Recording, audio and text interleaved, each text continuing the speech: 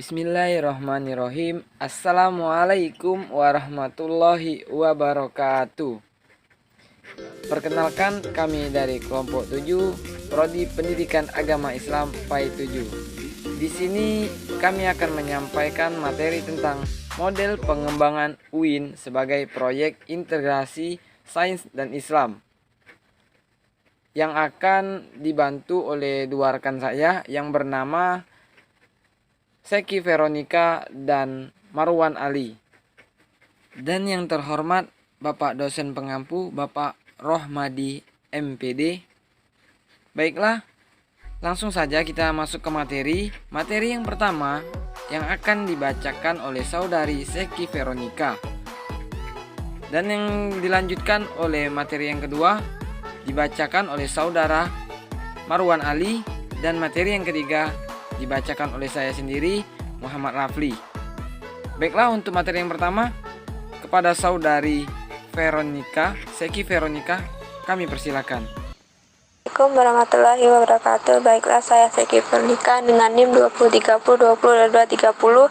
akan menjelaskan materi pertama, yaitu konsepsi tentang ilmu keislaman. Berusaha memahami konsep ilmu keislaman, pertama-tama harus dilacak terlebih dahulu pengertian dan hakikat ilmu secara umum. Pengertian dan hakikat ilmu sejak lama menjadi bahan polemik di kalangan filosof dan ilmuwan. Bahkan dalam konteks bahasa Indonesia, istilah ilmu seringkali dikacaukan dengan istilah pengetahuan.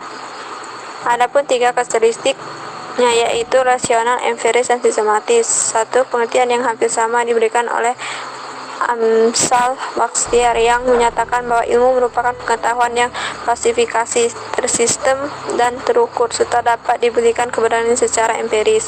Dua, dengan mempertimbangkan maksud dan tujuan penggunaan kata ilmu serta karakteristik yang dimilikinya istilah ilmuwan.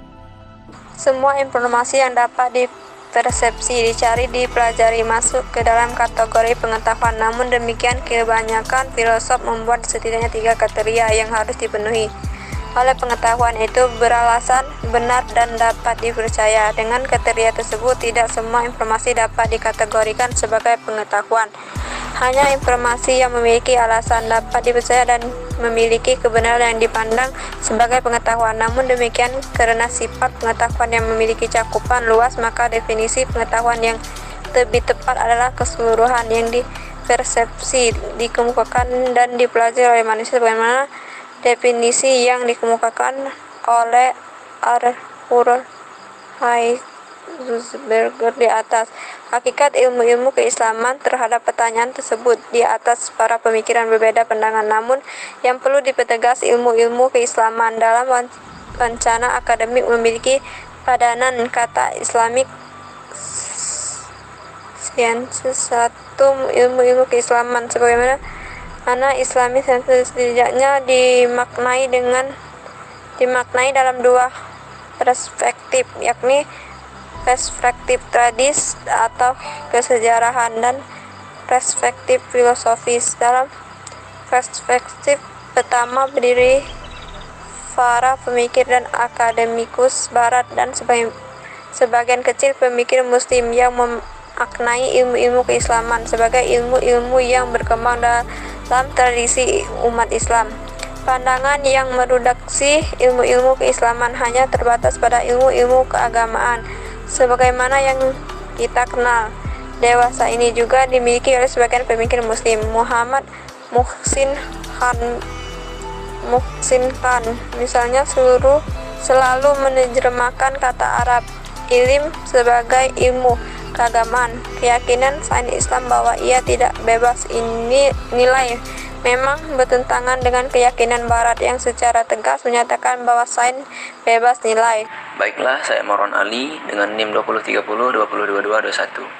akan membacakan materi. Awal munculnya ide tentang integrasi keilmuan dilatar belakangi oleh adanya dualisme atau dikotomi keilmuan antara ilmu umum di satu sisi dengan ilmu agama di sisi lain. Dikotomi ilmu yang salah satunya terlihat dalam pendidikan antara pendidikan umum dan pendidikan agama telah berlangsung semenjak bangsa ini mengenal sistem pendidikan modern. Yang pertama, dikotomi keislaman Keilmuan Islam tersebut berimplikasi luas terhadap aspek-aspek pendidikan di lingkungan umat Islam, baik yang menyangkut cara pandang umat terhadap ilmu dan pendidikan, kelembagaan pendidikan, kurikulum pendidikan, maupun psikologi umat pada umumnya. Berkenaan dengan cara pandang umat Islam terhadap ilmu dan pendidikan, di kalangan masyarakat Islam berkembang suatu kepercayaan bahwa hanya ilmu-ilmu agama Islam lah yang pantas dan layak dikaji atau dipelajari oleh umat Islam, terutama anak-anak generasi mudanya.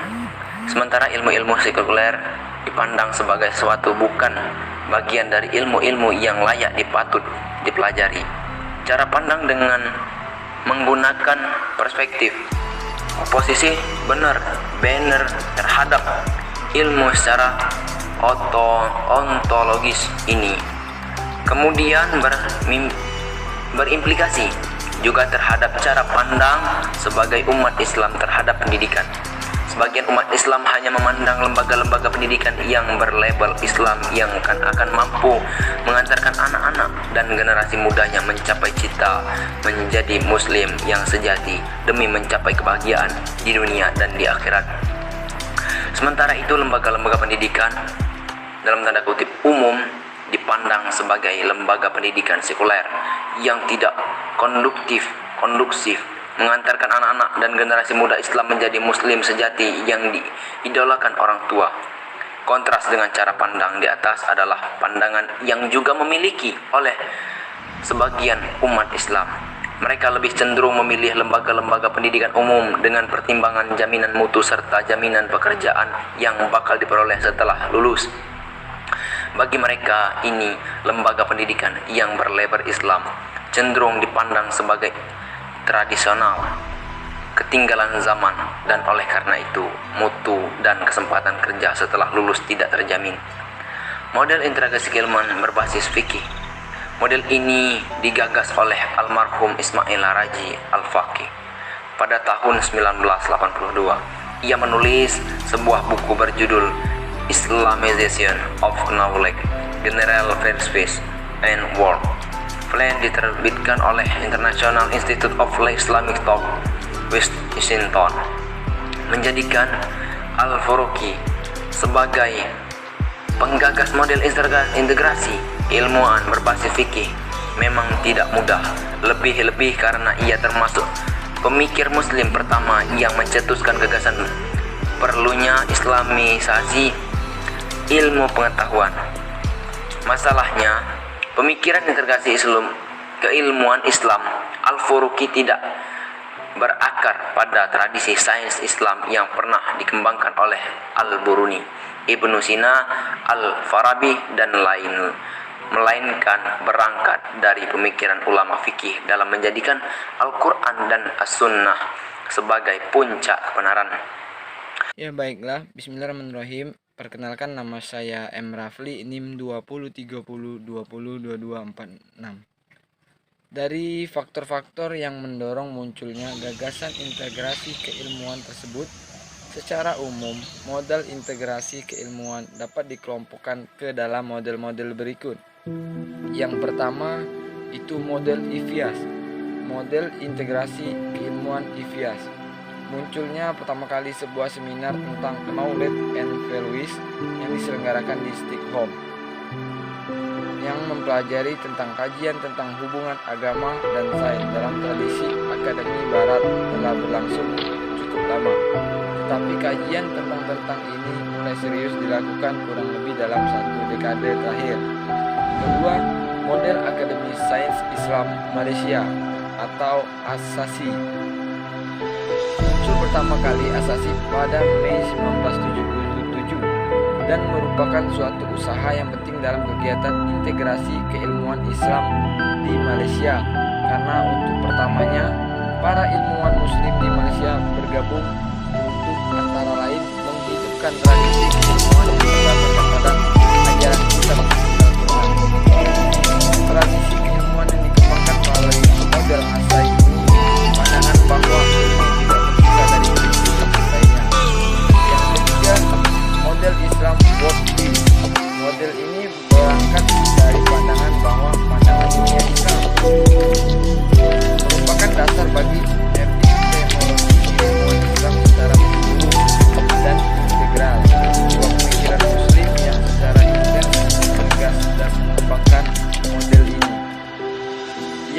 menggunakan 4 pandangan dunia sebagai kerangka komprehensif keilmuan Islam, yaitu iman sebagai dasar struktur dunia, ilmu sebagai struktur pengetahuan, fikih sebagai struktur nilai, dan yang terakhir kekhalifahan sebagai struktur manusia. 4. Model struktur pengetahuan Islam. Model struktur pengetahuan Islam atau SPI banyak dibahas dalam berbagai tulisan Osman Bakar. Dalam mengembangkan model ini, Osman Bakar berangkat dari kenyataan bahwa ilmu secara sistematik telah diorganisasikan dalam berbagai disiplin akademik. Membangun SPI sebagai bagian dari upaya mengembangkan hubungan yang komprehensif antara ilmu dan agama hanya mungkin dilakukan jika umat Islam mengakui kenyataan bahwa pengetahuan secara sistematik telah diorganisasikan dan dibagi ke dalam sebuah yang kelima, model Bukailsmi. Model ini menggunakan nama salah satu seorang ahli medis Prancis yang pernah menggegarkan dunia Islam dalam suatu yang dari Belajkon dan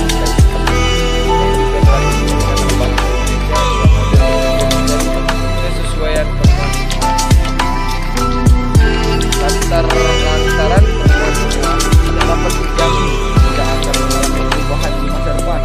Menganggap Al-Quran sesuai dengan sesuatu yang masih bisa berubah berarti menganggap Al-Quran juga bisa berubah. 3 model ini di kalangan ilmuwan muslim Malaysia bisa disebut dengan model remeh karena sama sekali tidak mengindahkan sifat kenisbian dan kefanaan penemuan dan teori sains barat dibanding dengan sifat mutlak dan abadi. 6. Model integrasi keilmuan berbasis filsafat klasik. Model integrasi keilmuan berbasis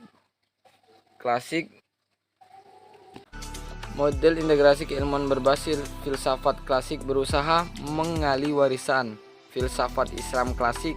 Salah seorang sarjana yang berpengaruh dalam gagasan model ini adalah Syed Hussein Nas. Menurut Syed Hussein Nas, pemikiran muslim klasik berusaha memasukkan tahwin ke dalam skema teori mereka. Baiklah, itu tadi penjelasan dari kami kelompok 7. Lebih kurangnya kami mohon maaf. Kepada Allah saya mohon ampun. Kami akhiri wabillahi taufik wal hidayah. Wassalamualaikum warahmatullahi wabarakatuh.